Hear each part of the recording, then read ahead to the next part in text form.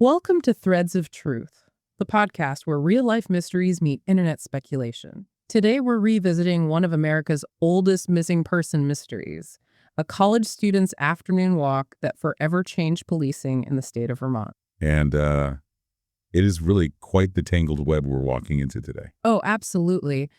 I feel like when you picture someone vanishing in the woods, your brain just sort of automatically defaults to a very specific, almost comforting narrative. You imagine a hiker taking a wrong turn, getting turned around in the brush, and, tragically losing a battle against nature. Right. Because that environmental narrative, it provides a sense of closure, however grim it might be.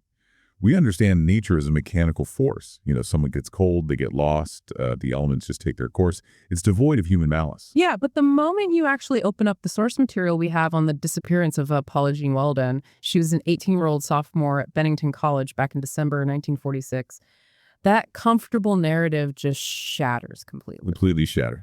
Yeah. And our mission today, looking through these original 1940s police files, the newspaper microfilm, and some modern sociological analysis, is to sift through all of it. We want to walk through the actual evidence and separate the paranormal internet folklore from the incredibly frustrating reality of what happened. Because we aren't just looking at a tragic accident here.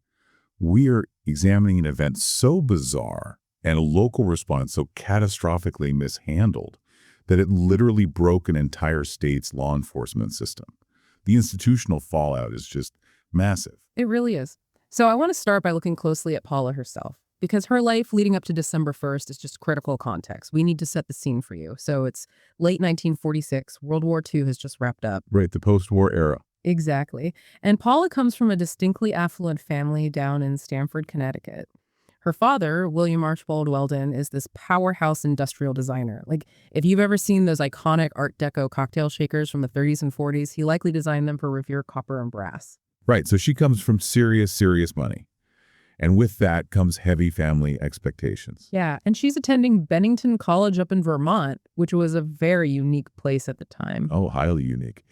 Bennington College operated as a fiercely independent, very progressive institution. Their curriculum deliberately defied the expectations placed on women back then. I mean, they refused to offer home economics, for instance. Wait, really? No home economics at all in the 1940s? None at all, which was practically unheard of for a women's college at the time. They encouraged self-determination. The students studied logic. They wore blue jeans instead of skirts. They challenged authority. That sounds like a recipe for culture clash. Oh, absolutely. It created this palpable friction. You have these wealthy, socially liberal college students existing right next to the rural working-class locals of Bennington. It's like dropping an avant-garde art commune into a 1940s logging camp. The cultural whiplash must have been intense for everyone. Exactly. And Paula fits right into that intellectual mold. She's studying logic. She's brilliant. But when you look at the 20-page statement her roommate, Elizabeth Johnson, gave to investigators, the portrait of Paula in late November is, well, it's deeply unsettling. Yeah, reading that statement was tough. Something fundamental had just broken. Paula was constantly exhausted. She'd burst into tears for no reason, and she was literally sleeping in her street clothes. The morning she disappeared, Elizabeth actually had to physically flip Paula's mattress just to wake her up for her shift at the campus dining hall. Which is wild. And completely uncharacteristically, Paula hadn't even gone home for Thanksgiving break just a few days prior. Which was a major red flag. Skipping a massive family holiday in the 1940s, especially for a girl from a prominent family, that's not a minor scheduling conflict. It signals deliberate avoidance. Right. And I find myself getting stuck here. Because sure, if you're a college student in late November, academic pressure is huge. But is this just standard finals week burnout, or are we looking at the symptoms of someone carrying a massive, dangerous secret? It's a vital question. Sleeping in your street clothes and crying uncontrollably feels so much heavier than just dreading a philosophy exam. But the initial investigators completely ignored these behavioral clues. They treated those symptoms as irrelevant to a physical wilderness search. Which brings us to the actual timeline of Sunday, December 1st. It's late afternoon, right? She finishes her shift in the dining hall, goes back to her dorm, and changes clothes. And this is where the contradictions just start screaming at you. The clothing choices are baffling. Totally baffling. She tells a few people she's going for a walk on the long trail, but consider her outfit. She puts on a red parka with a fur collar, blue jeans, and lightweight canvas sneakers. Basically tennis shoes. The footwear alone is a massive issue.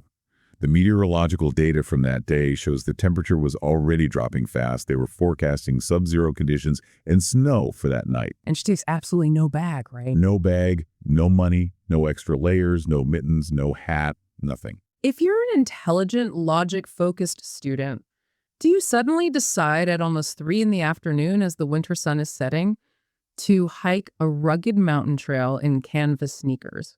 It just defies basic survival instincts. It does, which forces you to ask, was she actually planning to hike, or was she just setting out to meet someone waiting nearby? Exactly. And the physical evidence in her room backs that up. She had uncashed checks just sitting on her desk. Right. If you are running away to start a new life, capital is your first requirement. You take your money. And if you are going for a grueling wilderness hike, you wear boots. The under-preparation points to a brief excursion or a planned rendezvous. And her movements from the campus are frankly bizarre. A gas station owner across from the college says he saw a girl matching Paula's description playfully running up and down a gravel pit slope. Running up the gravel, stopping, running back down. Why burn energy like that if you're about to hike a mountain? It makes no sense. Then she walks to Route 67 and hitches a ride with a local building contractor named Louis Knapp. And Knapp notes that she tripped slightly getting into his truck. But they barely speak during the drive. Yeah, she just hops out near his house on Route 9, says, "Thanks, that's swell," and starts walking toward the trail. But Route 9 is still about 2.5 miles from the actual entrance to the long trail. And this is where the timeline compresses dramatically. Knapp drops her off on a flat, straight road with nearly a half-mile of clear visibility. According to the files, moments after Knapp pulls into his driveway, his daughter walks outside, looks down that exact stretch of road, and sees absolutely no one. Wait, how is that possible? Given a normal walking pace, Paula should have still been easily visible. She should have been, yet she is entirely gone from that stretch of road. You read that and your brain immediately jumps to an abduction, like a car pulls up, snatches her, and speeds off.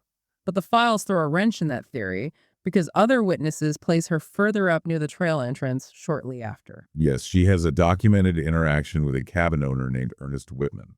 Right. She asks him, "How far can you go on this trail?" And he tells her it's 4 miles to the fork. And he even takes a moment to warn her about her light clothing in the fading daylight. But she ignores the warning and keeps walking right into the darkening woods. And the topography there is vital to understand. It's situated in a steep valley with dramatic inclines on either side. So you can't really just wander off the path by accident. Exactly. The incline forces you to stay on the trail. And to continue deep into the long trail from that point, she would have had to cross a stream. Navigating a freezing stream in canvas sneakers in December would leave her completely soaked. Which would just accelerate hypothermia exponentially. It's a terrifying trap. So the sun goes down, the temperature plummets. Back at the dorm, her roommate Elizabeth wakes up until midnight.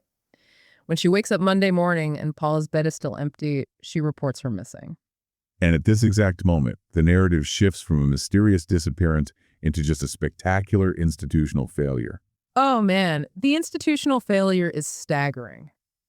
You have to understand that Vermont in 1946 didn't even have a centralized state police force. It was entirely decentralized. They relied on a patchwork system of independently elected county sheriffs.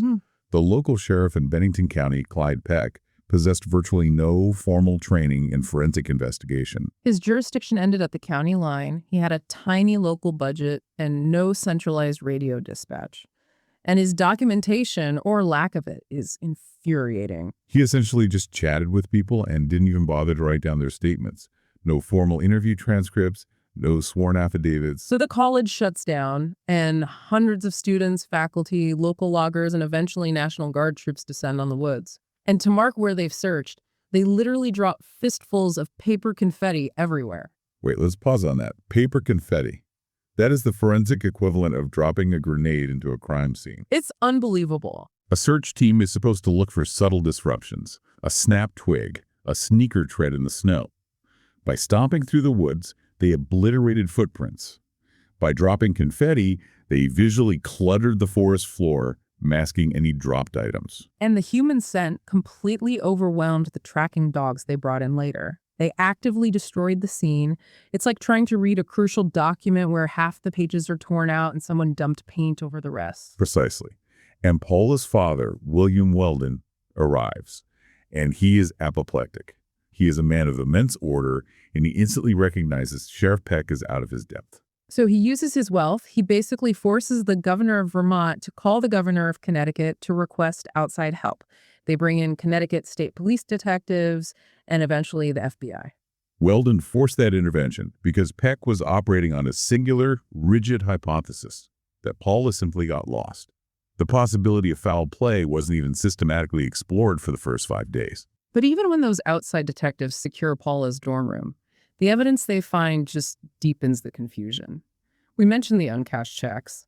Then they find an oddly juvenile poem she wrote called Ode to My Socks. Which could be severe psychological regression or just a quirky writing exercise. It's hard to interpret. But the truly shocking item is what they found shoved behind the radio on her desk. They found 4 stiff, bloody men's handkerchiefs hidden alongside her undergarments. This discovery highlights the severe technological ceiling of 1946 forensics. Today, you'd swab that blood, run it for DNA, and know exactly who was bleeding. Right. But in 1946... In 1946, they could confirm the blood was human and determine blood type, but without DNA, a blood stain is largely a dead end. They checked for spermatozoa, which came back negative. But the absence of semen doesn't explain why an 18-year-old is hiding bloody men's handkerchiefs. Was she secretly treating someone's injury? Was she injured in an altercation? It's a massive hole in the investigation. And making it worse, those files, those handkerchiefs, they've largely vanished over the decades. If this happened today, they'd pull cell phone pings, CCTV from the gas station, DNA profiles. But they were operating blind. And the failure to find her had immediate historic consequences. Yeah, Paula's father went to the press and openly excoriated the local authorities. The public outcry was so intense that just 7 months later, the Vermont legislature passed Act Number 163, officially creating the Vermont State Police. The very existence of the Vermont State Trooper today is a direct result of this botched investigation. It's an institution literally built on the ghost of an 18-year-old girl in a red parka. But because the new police force inherited a cold case with no body and no crime scene, the vacuum of facts remained. And as we know, human imagination rushes in to fill a void. Oh, the internet folklore surrounding this case is staggering. If you look at the forums today, let's just walk through the theories, starting with the most grounded one. An accidental fall or exposure? Statistically, environmental exposure is the most probable outcome. As core temperature drops, hypothermia causes severe cognitive degradation and confusion. And there's a modern parallel that lends weight to this, right? The 2008 story of Robert Singley. Yes, an experienced hiker who got terribly lost in the exact same area off the long trail. He survived, but he described sudden, overwhelming spatial disorientation. He thought he was walking toward his car, but was walking miles in the opposite direction. The trail seemed to visually shift. Oh, and if an experienced, prepared hiker in 2008 can experience that, a distressed teenager in sneakers in 1946 certainly would. It's such a clean, rational explanation. You want to accept it until you uncover all the bizarre tertiary clues that fuel the stranger abduction theory. Right, because the woods that day were full of anomalies, like the mystery couple. Multiple witnesses saw a maroon car backed into the driveway of a trail shelter very close to where Paula vanished. And the timing is strange. The couple was seen sitting in that unheated car at 3 in the morning, and again at 6 in the morning. They left during the day and returned at dusk. Were they just having a secret romantic affair, completely oblivious to Paula, or were they involved in her extraction? The sheriff failed to secure the license plate, so we'll never know. And the bizarre sightings extend beyond Vermont. There's the account of Ora Telletier, a waitress in Fall River, Massachusetts. Oh, yeah. She contacts police saying a young woman matching Paula's exact description came into her diner with an older, belligerent, drunk man. The waitress said the girl was acting entirely dazed and asked, "How far away are we from Bennington?" And when the waitress asked Bennington where, the girl replied, Bennington, Vermont. If accurate, that suggests a kidnapping across state lines, exploiting those fragmented police jurisdictions.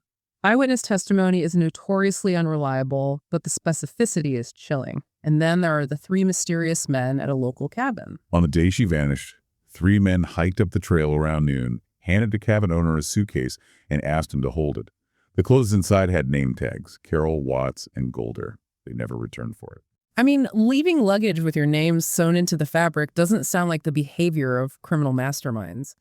But it shows how people perceive meaningful connections between totally unrelated things when a tragedy happens. Exactly. Every strange event in a 10-mile radius suddenly looks like a sinister clue. Which brings us to the serial offender speculation. Right, because Paula wasn't the only young woman to vanish in that specific region. In 1936, Catherine Hull vanished hitchhiking near the New York-Massachusetts border. And in 1952, Connie Smith disappeared walking along Route 44 in Connecticut, also near the border. So 3 young females, all hitchhiking or walking near these porous state borders. A long-haul trucker or traveling salesman could easily hunt there, knowing the local sheriffs couldn't communicate across state lines. The mechanical logic of cross-border evasion is sound, but it's vital to note there is zero physical evidence linking these cases. It relies entirely on geographical proximity. But that exact geographical proximity is what birthed the most famous internet myth of all, the Bennington Triangle. Ah, yes, the Reddit favorite. The lore says that between 1945 and 1950, 5 people vanished without a trace near Glastonbury Mountain. Mitty Rivers, Paula, a veteran named James Tedford, a little boy named Paul Jepson, and a hiker named Frida Langer. 5 people, same mountain. And this is where we must systematically dismantle the mythology. The Bennington Triangle is a modern fiction. The term was fabricated in 1992 by a folklorist named Joseph A. Citro for a radio broadcast. He literally modeled it after the Bermuda Triangle to package unrelated tragedies into a marketable paranormal story. Let's take down the biggest pillar of that myth, the James Tedford story. The internet loves this one. A veteran on a bus with 14 witnesses, his luggage is stowed, the bus never stops, and he dissolves into thin air before arriving in Bennington. Sound like the Twilight Zone. It sounds like fiction because it relies on a clerical distortion. Tedford was not reported missing to the authorities until 7 days after his supposed disappearance. 7 days. So it's missing paperwork, creating missing people. If you ask 14 passengers a week later exactly which stop a guy got off at, their memories are going to be terrible. In fact, the bus driver later reported a man matching Tedford likely disembarked in Brandon, 70 miles north of Bennington. The reality is, a vulnerable, depressed man stepped off a bus and tragically wandered off. The week-long delay in reporting meant his luggage went to lost and found. Over decades, that reality was twisted into him evaporating mid-transit. Bureaucratic incompetence is the real monster here. I think society wants to believe in UFOs and vortexes because the alternative is terrifying, that you can just die in the woods and the system is too apathetic or disorganized to find you. That is a very astute point. And to understand why Paula specifically became a cultural fixation, we have to look at post-World War II America. Author Erin Kate Ryan analyzes this brilliantly. Yeah, during the war, women were told to enter the factories. But by late 1946, the mandate shifted. Women were suddenly pressured to return to the domestic sphere and be docile. And into that rigid mandate walks Paula Welden. She's at an independent college wearing blue jeans, studying logic, and she decides to walk into the wilderness entirely alone. She was visibly breaking the rules of post-war femininity. She fits the Little Red Riding Hood archetype perfectly. A vulnerable young woman stepping off the path into the dark woods. Shirley Jackson literally lived in town and based her horror novel Hangs a Man on Paula. But the underlying cultural narrative was judgmental. It was a punishment narrative. This is what happens when a young woman is too independent and presumes she can navigate the world without a man. It's basically the she was asking for it trope disguised as a cautionary fairy tale. Paula became a blank canvas for the anxieties of 1946 America. But I want to pull us out of the sociology and look at the actual flesh and blood suspects, because there were real men who slipped through the cracks. Let's analyze Fred Godet. He was a local lumberjack living in a shack right along Harbor Road near where Paula was last seen. The files show Paula walked past his property while he was having a violent, screaming argument with his girlfriend. He storms off in a volatile fury around the exact time Paula is walking up that trail, and his alibis are a complete disaster.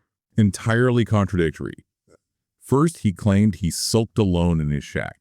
Later, he claimed he drove his truck aggressively up the exact same trail route Paula walked. The investigators explicitly noted he lied, but the most damning part, months later, he brags to people in town that he knows exactly where Paula is buried within 100 feet. And when police confront him, he just shrugs and calls it idle talk. Mm-hmm. And because they didn't have a body or DNA, they let him go. They just let him go. It highlights the paralysis of the pre-state police system. But as compelling as Gaudet is, the files reveal another suspect that gave me actual chills. Professor Hillis Kaiser. Yes, her logic professor and academic advisor.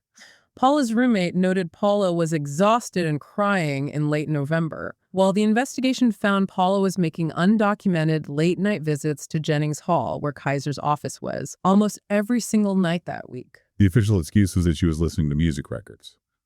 But Kaiser admitted he was also in the building late at night that week, claiming he was practicing a Brandenburg concerto for a performance that wasn't scheduled until the following June. It's highly suspicious. They had a closed-door meeting in his office on Saturday, and she vanishes on Sunday. And when asked for his whereabouts on Sunday afternoon, Kaiser claims he simply cannot remember. He has no alibi. But the behavioral pattern that emerges a year later makes him an incredibly dark suspect. Exactly 1 year after Paula disappeared, Kaiser is caught sending inappropriate flirtatious notes to another student, Felicia Warburg. And multiple witnesses in the FBI files noted Felicia looked exactly like Paula Welden. It's a massive red flag. Another student even went to the authorities claiming he was run off the road by a mysterious red car because of what he knew about Kaiser. The college president confronted Kaiser, who tried to gaslight the administration, claiming girls were just misinterpreting his mentorship. But the institutional suspicion was so intense, Kaiser was quietly pushed out of the college. So apply that context back to the evidence. Bloody men's handkerchiefs hidden in her room, sudden crushing depression, late-night visits, no alibi. And playing on a lookalike a year later, it paints a picture of a secret illicit affair that ended in tragedy. A targeted crime by an authority figure is a highly plausible theory. It explains the acute psychological distress in a way a random encounter with a lumberjack does not. Private investigator Raymond Schindler said his greatest regret was the failure to properly investigate the interpersonal dynamics of Paula's life. They spent so much time looking at trees, they ignored the humans, they ignored a letter she received that devastated her, and a phone call where she was seen crying. We will never know if the pressure was coming from a predatory professor or her doting parents, because police were fixated on the lost in the woods hypothesis. However, we most acknowledge the immense challenge of finding a body in the wilderness. Oh, absolutely. The Frida Langer case proves that. She vanished in 1950, just walking back to her campsite. And the search for her dwarfed the Welden search. Hundreds of volunteers, military, bloodhounds, aircraft. They found nothing. Until 7 months later, fishermen found her body in an open clearing. A clearing that official sources confirm had been extensively searched by hundreds of men during the initial hunt. Which leaves two unsettling possibilities. One, the human eye is fundamentally flawed, and a massive search party can walk right past a body. Or two, Her body wasn't there during the initial search. Someone kept her hidden for 7 months and dumped her there later. And if someone can do that with Frida Langer, what's stopping Gaudet or Kaiser from doing the same to Paula? it completely shatters the assumption that just because they searched the woods for Paula, her body wasn't there. Modern tech would change everything. Cellular triangulation, drones, but we only have these fragmented 1940s files. And you literally have to go to the Bennington Free Library and scroll through microfilm because the local archives aren't digitized. We are trying to solve a puzzle where half the pieces were thrown away 80 years ago. Which is precisely why the mystery endures. It possesses an eerie structural perfection. A relatable victim, a mundane final timeline, an infuriating local investigation, and just enough unresolved clues to keep people guessing. It's the ultimate true crime Rorschach test. Whatever you're most afraid of. The elements, a random predator, a trusted authority figure, you can find evidence here to validate that fear. So considering all of this, what is the ultimate takeaway? I believe the most vital takeaway is that the greatest mystery here isn't what happened to the victims, but what happened to the truth. Paula's legacy isn't a ghost story on Reddit. Her tangible legacy is the badge worn by every Vermont State Trooper today, a massive institution built upon the ghost of one young woman in a red parka and the systemic failure to find her. That is a profoundly sobering thought. It took a failure that complete to force modernization. I want to leave you, the listener, with one final provocative thought. What if the real reason we cling to supernatural myths of cursed mountains and vanishing buses isn't just because we like ghost stories? What if we cling to them because acknowledging the mechanical reality that a brilliant young woman can be murdered by someone she trusts and the system is too incompetent to stop it is simply too terrifying to accept? At the end of the day, we would much rather blame a fictional monster in the woods than confront a real monster in the classroom. Next time, we return to one of the world's most closely followed missing child investigations, not to retrace the timeline, but to examine the suspects, the evidence, and the long silence that continues to divide investigators.